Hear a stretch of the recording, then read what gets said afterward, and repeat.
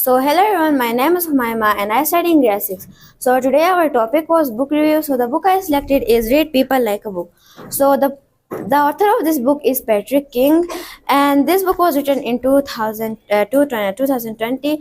So after reading this book will teach you that how to analyze and understand people and detect and predict them. So you should read this book, and you should, like, after reading as I said, that it will help you to analyze people. And this book is very useful, that this book is useful for your social professional growth, and I recommend this book to read a lot. And there are many interesting parts of this book.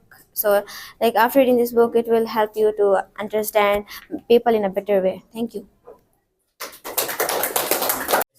Bismillahirrahmanirrahim. Good morning to all of you. So my name is Dua and I'm here. I read in class 6th. My school's name is the Academy of Excellence. So today our skill is speaking and our topic is book review. So today I'll be telling about this book. So this book's name is The Wishing Chair Again. So the author of the book is John Billy. So now I'm going to tell you about the author. So John Billy is a very famous American writer. So he has the potential to write novels and storybooks at the age of 5. So he was born in 1923 and his other books are Life and Worlds Need What and other books like that. So the characters, there are 3 main characters, Billy, Agard and Miss Dolly. So Miss Dolly is the mother, Billy is the sister and Agard is the brother.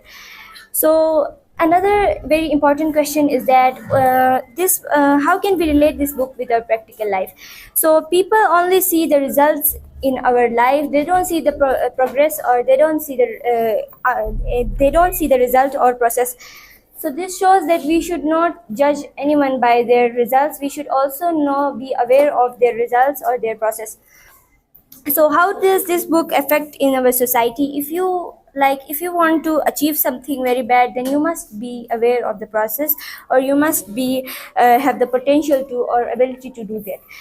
So lastly, another question is that why I recommend this book to my class fellows or other people.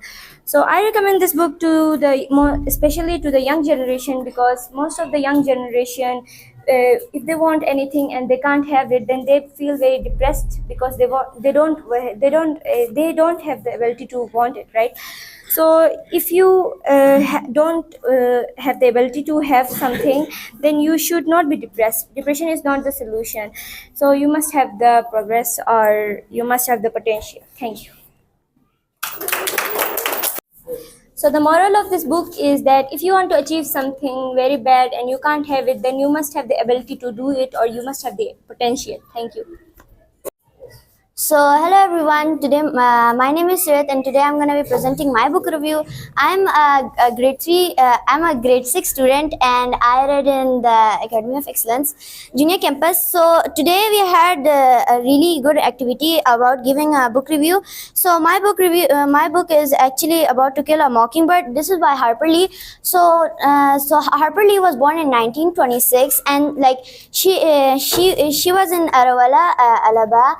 So she also got the university from there, and it's still her home there. And that she, before going there, she worked in before writing these type of books, she lived in New York, and that she worked in a reservation in the international airline. So about this book, this book is actually really deep, and it tells how people are differently treated if they're black or white.